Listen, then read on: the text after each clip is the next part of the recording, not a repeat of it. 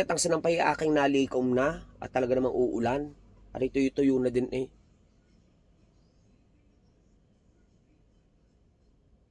Ah, bakit ikay busang out?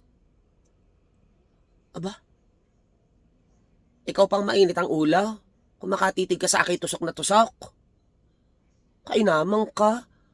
Ana, kay nagiinit ang ulo dahil nasit akong iyong mga kamag-anak. Ay talaga namang maling-malay. Huwag mong maipagtatanggol yung mga kamag-anak mo pag nadayo din sa bahay natin, ha? Ay akala may kanila ang mga pag-aari din eh. Aba. Sa akin walang problema. Kung ayun kamag-anak ay nadayo sa atin at maganda ka tayo nabibisita at nagkikita-kita tayo. Tayong mga magkakadugo. Ang problema sa iyong mga kamag-anak pag napunta din sa bahay, akala mo ay silang bumili ng mga laman ng rep. Kung makapagbasag ng itlog at makapagprito ng hotdog. Ano akala sa atin may factory ng itlog?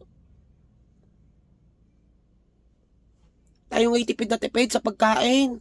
Tapos kapag bibisita sa bahay natin, ay karibok na sila ng pagluluto at paglamon. Na hindi nga mahugasan ang mga pinagkainan nila. Tapos kapag nasit akong mga kamag-anak mo, talagang ikigalit mo sa akin.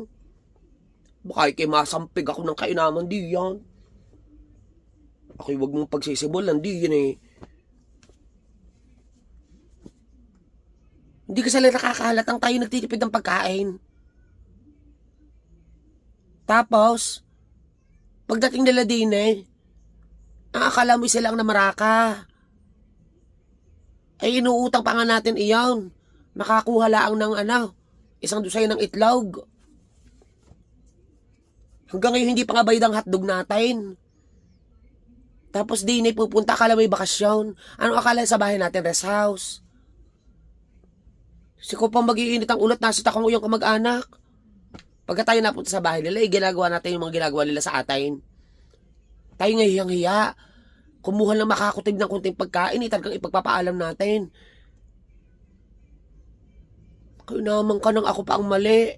Sasabihin mong dapat ipakakita ang kagandahang ugali. Ay hindi sapat ang kagandahang ugali kapag makapal ng mukha ng kamag-anak, ha.